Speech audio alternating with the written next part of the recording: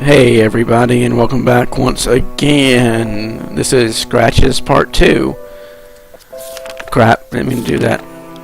So, last time we got in the house and we explored a little bit. And this is going to be one of my longest Let's Plays because there's a lot to explore and a lot to do and a lot to read and such like this. Because something like this gives a lot of the backstory. So, I'm just going to restart that paragraph because somebody came in the middle of the paragraph and that's why I had to shut it off. And besides, it was getting to be a long video.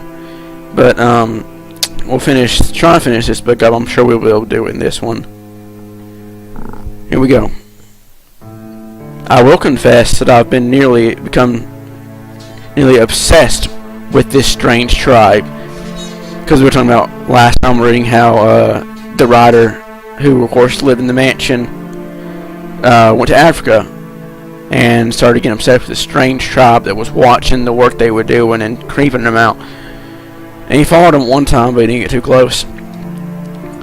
I see them as the most prized goal of my appreciation towards all South African things, a dangerous yet irresistible reward. I feel as if they were my discovery. I simply have to study them before leaving. I fear I won't have the chance to ever again. It has become an important goal of mine, even more important than finishing the bridge. So he's starting to get really obsessed here. March 4th. Finally, I have managed to see them. My God, what a disturbing spectacle. When we arrived, they were moving around the village very slowly, without speaking or communicating with each other, each minding his or her own business, completely alien to the rest of the world. They were filthy looking, coarse, and downright disgusting. I couldn't see any weapons, but they could have been stored somewhere.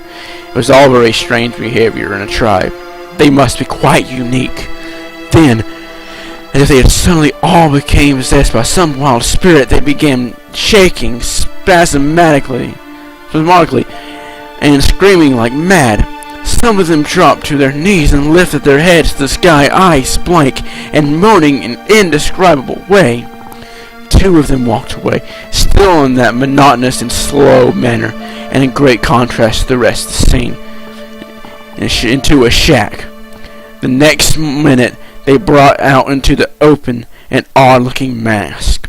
Its shapes and colors, and overall looks, while unsettling, were mesmerizing, and I felt instantly hypnotized by it.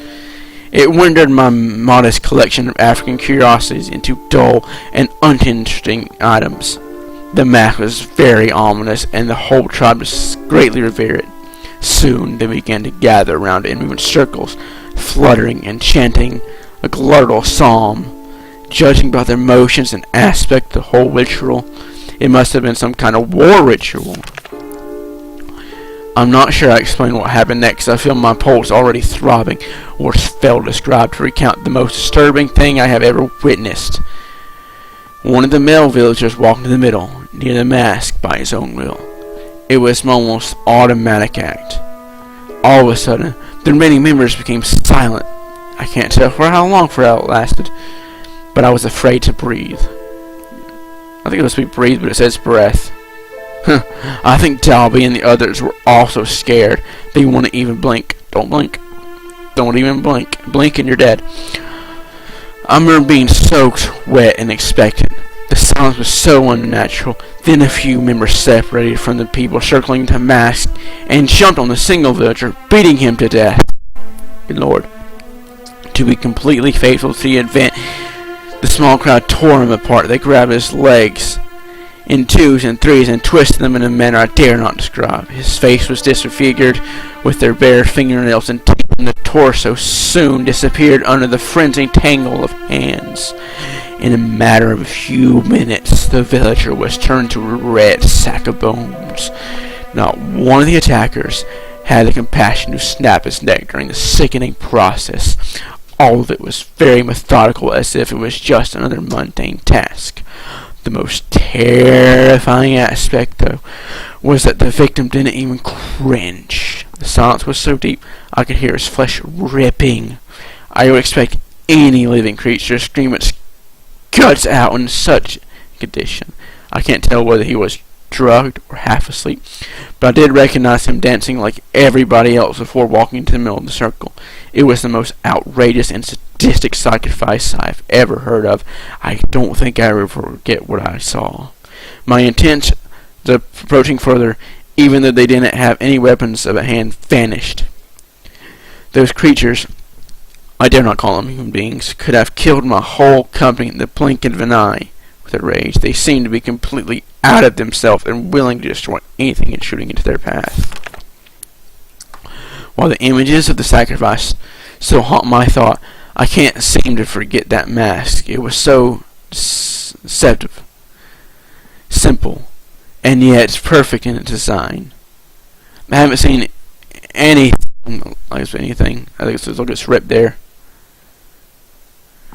Like it. I surely would love to take a better look. I feel the Dalmar, dangerous as they are, could be the most important ethical finding in decades. What I've seen today is crying for some further investigation. I can't leave them like that. I would never forget myself. That mask. That mask. It was an ecstatic after. I was ecstatic after reading the journal. The material was incredible.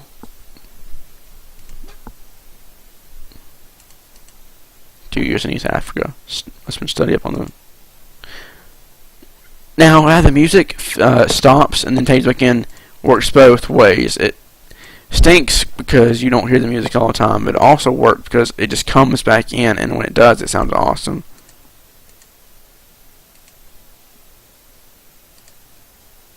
I'm not going to read the, I did it earlier, but I'm not going to read the text at the bottom as much because, when I watched my last video before I put it up, I saw that you can easily read it.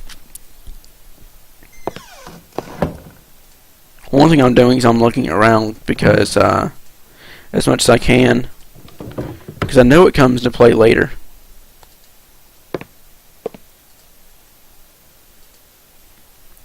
And I'll tell you why when we get to that point.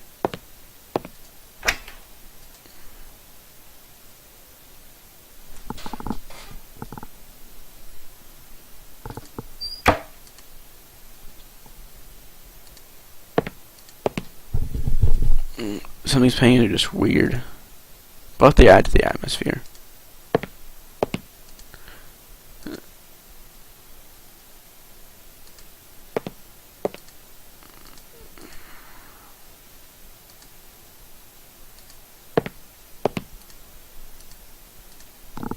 Open the door. Like I said, I really love that effect. I think it's great.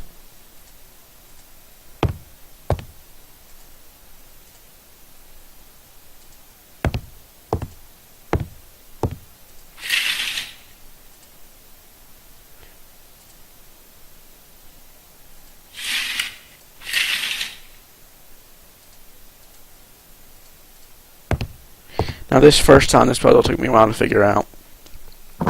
Getting into the basement door unlock, which I'm about to show you.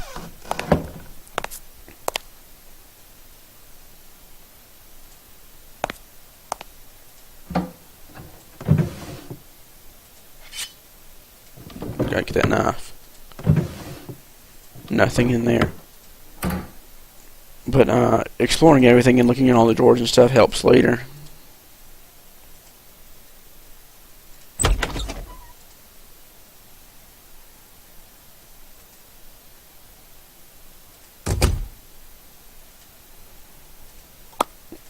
So as you can probably tell, the house just seemed to be left in its condition. It's not like, people moved out and left and then took all their stuff. It's just everything's still here, which adds to the mystery. Why? I know why, because I played the game, but we'll find out as we go along.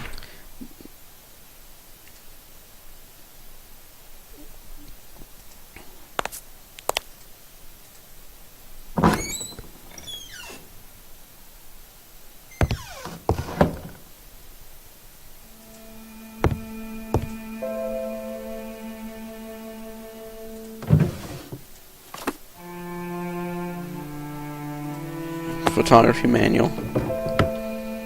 At least two I can think of off the top of my head, photographs really come into play later in the game. Well, one comes into play almost right now, but another one comes into play later.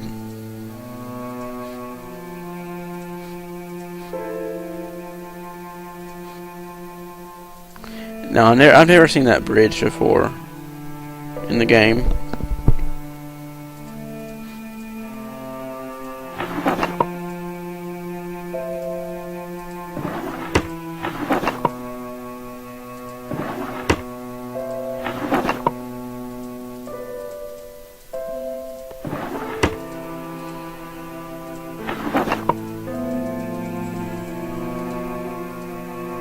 Close the door. Someone.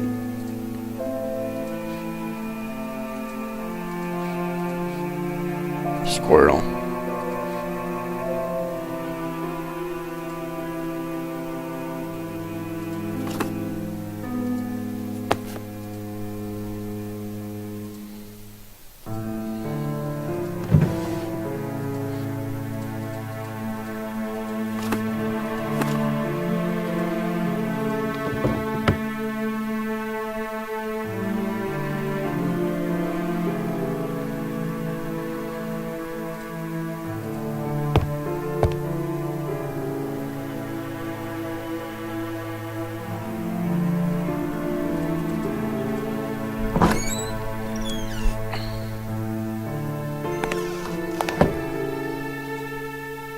The house. The family that lived there. We'll find more about later. Have we been to a crypt yet? No, we haven't. Fountain outside.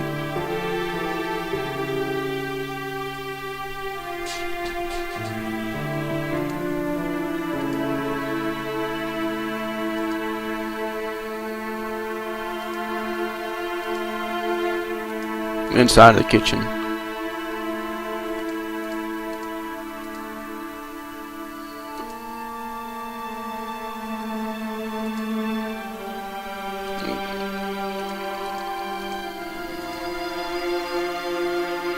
I'm trying to remember that one photo is that I need.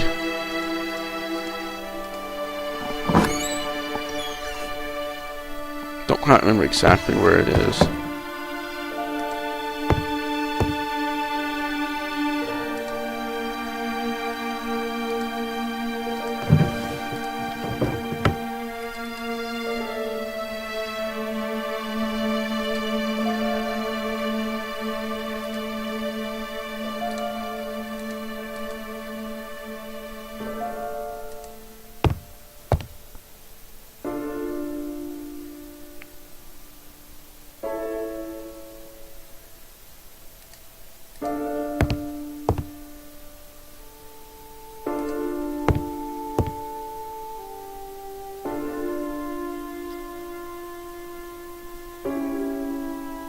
I don't see it. Might find it later. We have other places to go for now and just explore.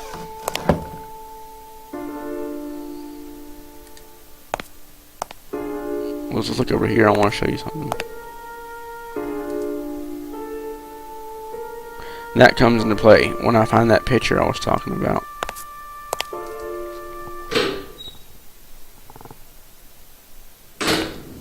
Smoke out the back.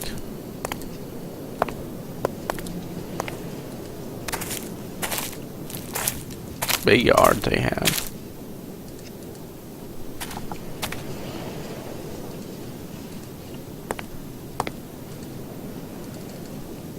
Okay, so the crypt isn't locked, but there's wire on it, on the door handle, so you can't get it open.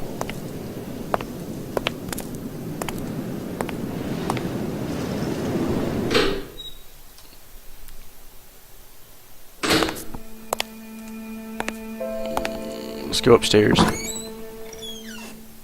haven't been up there yet. And all these first videos are just going to be exploring. I'm not going to do too much. I remember that Jerry said he had a nice room prepared for me upstairs.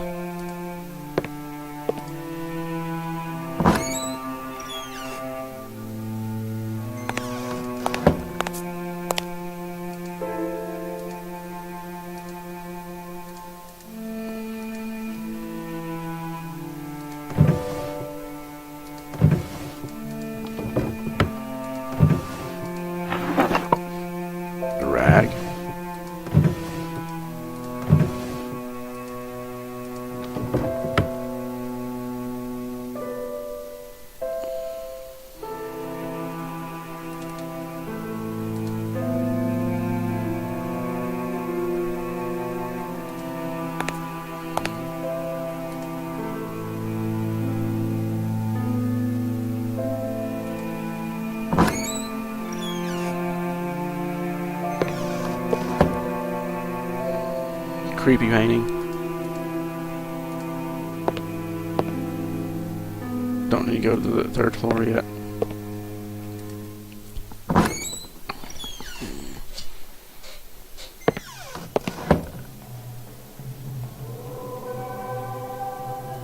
Uh-oh. And no, these are not the masks he was talking about. Neither of them are. But we'll get to that. We'll get to that.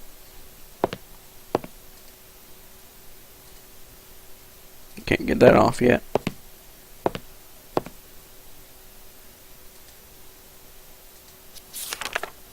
Dear James, I'm going to make use of these resting moments to thank you once again for your kindness. Those shields that you have donated to us are wonderful. If it weren't for you, our section devoted to African objects wouldn't be anything else other than a mere collection of photographs. Also, I've been looking into these Dalmar you mentioned. I have to say they seem to be rather fantastic. If it wasn't for your personal account of their activities, I'd dismiss them as old wives' tales. I found a few books mentioning them, and I'll be very happy to lend them to you. They will be mailed at once. I hope you can satisfy your curiosity. Cordially yours, Simon Russell, of the Durham Museum of World Arts.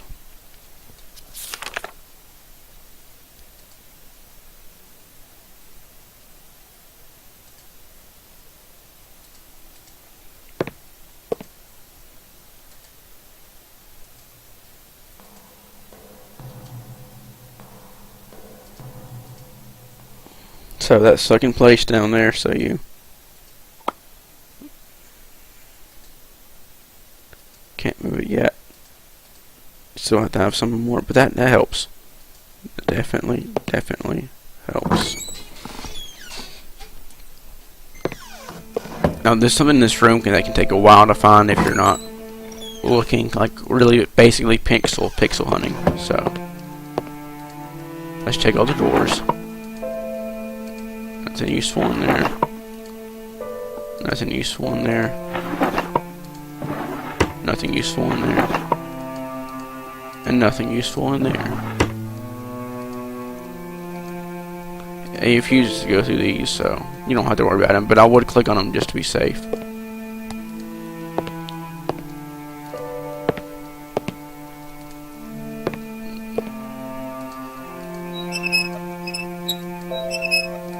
That seems loose. This is it. Right here.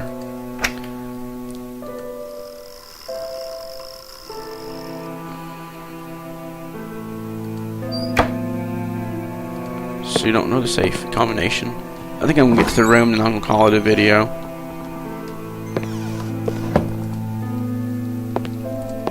Next time we'll explore the 3rd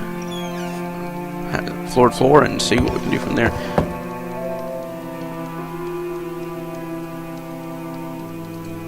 Now this is kind of cool. Again, you have the pixel hunting in it. Doesn't unlock anything. It's not required to progress, but most of the books, he says, like here, and that's the only few things I read, is the books in the room are rather boring. No horror novels. Unbelievable. But if you click on the right place, so I can find it.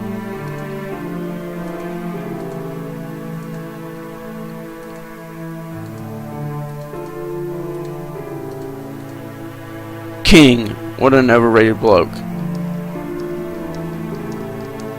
It's always that saying, Stephen King is overrated.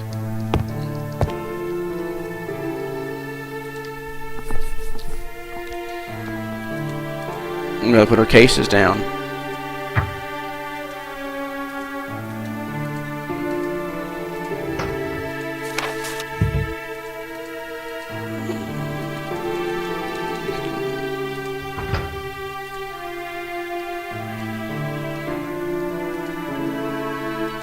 Okay.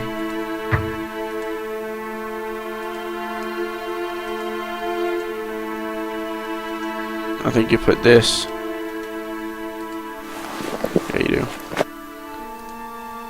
And y'all look through here. Jerry P. Carter.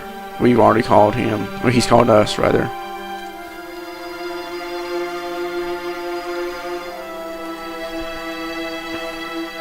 And that number right there.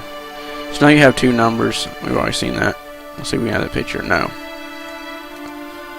Is this his book he wrote?